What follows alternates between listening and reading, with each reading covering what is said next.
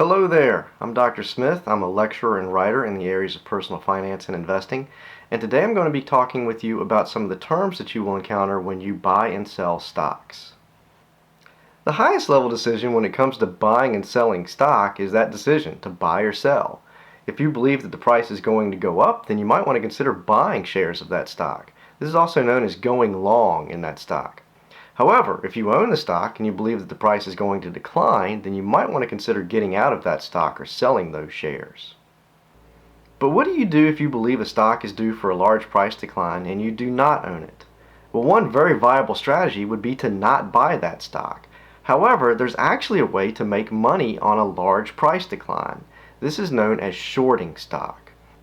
When you short stock, you're actually selling stock that you don't own, but you do have to promise to buy it back at a later date. Let's look at an example. Let's assume that Jill thinks that Manticore stock is due for a large price decline. While it's currently selling for $100 per share, Jill believes that within the next few weeks it's going to drop precipitously to $50 per share. What Jill might do is short Manticore stock, in essence selling Manticore stock at $100 per share. If things go like they're supposed to and Manticore stock drops, Jill then buys it back at $50 per share.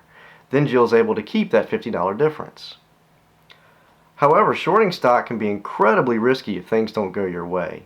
Let's assume that instead of dropping to $50 like Jill thought, Manticore stock actually doubles to $200. Well, Jill still has to buy that stock back, this time at $200, and she suffers a $100 loss. While shorting stock does serve a purpose, I'm actually not a very big fan of it personally because of the risks involved. When you go long a stock, you know the most that you can lose is your original investment. However, when shorting a stock, there's no cap to which you could lose. Would it be possible for Manticore to rise to $1,000 or even $10,000?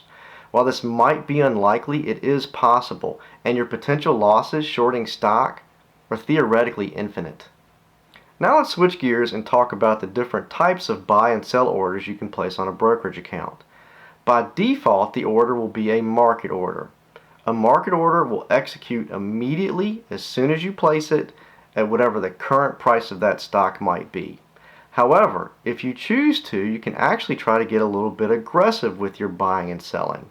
You can do this with something known as a limit order. A limit order allows you to set your price. If you choose to, you could set a limit order for less than the market price when buying. On the other hand, you could set your limit order higher than the market price when selling. If the market moves favorably, your limit order will execute at that better price. However, if the market moves unfavorably, your limit order will remain unexecuted. A third type of order is known as a stop. While limit orders allow you to get a little bit aggressive with your pricing, trying to get a better price, stop orders are defensive. They are simply meant to stop the pain. And stop orders come in two varieties, stop loss and stop buy. Let's look at another example. Investor Dave has just bought Engine stock at $200 per share, but he has determined that he cannot stand to lose more than $10 per share on this investment. So what Dave might do is set a stop loss order at $190. Stop loss orders become market sell orders as soon as the trigger price is encountered. In our example, the trigger price is $190 per share. Therefore, if Engine were to drop $10 per share, the stop loss order would automatically become a market sell order, and the stock would be sold at $190 per share, stopping Dave's loss. On the other hand, stop buy orders work similarly for investors who have shorted stock. They stop the losses on that short sale. Personally, I think stop orders are helpful, but I do sometimes worry that they create a false sense of security for investors. Let's go back and look at our example with Dave again. Recall that Dave purchased Engine stock at $200 per share and set up a stop loss at $190 per share because he had determined that he could not suffer more than a $10 loss on this investment. Well, let's assume that it's Friday afternoon and the market has just closed with Engine stock trading at $200 per share. However, over the weekend, terrible news comes out about the economy, terrible news comes out about Engine in particular, and Monday morning, when the market opens, Engine stock's first trade is at $100 per share.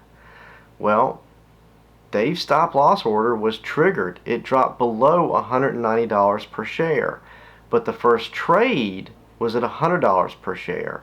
Thus, Dave's stop loss order becomes a market sell order, and his stock is sold at $100 per share rather than $190 per share that Dave had counted on.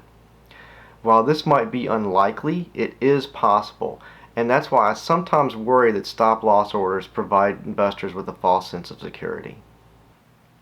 Okay, one more concept and then I'll get you out of here.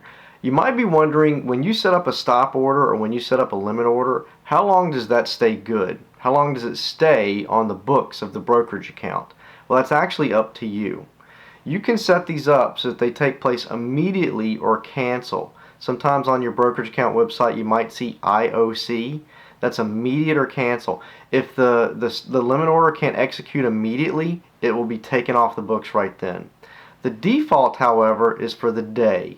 You set up a limit order. For the most part, it will stay on there for that trading day. Tomorrow it will be gone. However, if you want it to stay on there longer, you can actually specify for it to be good till canceled, or GTC. Now this is a little bit of a misnomer because it sounds like when you pick good till canceled that it would stay on there forever until you cancel it. That's not exactly the case. Most of the time it will still fall off the brokerage account's books after 60 days and you'll have to set another stop or limit order. Well, that's all I've got for today. I hope you join me again next time when I'll be talking about more personal finance and investments topics.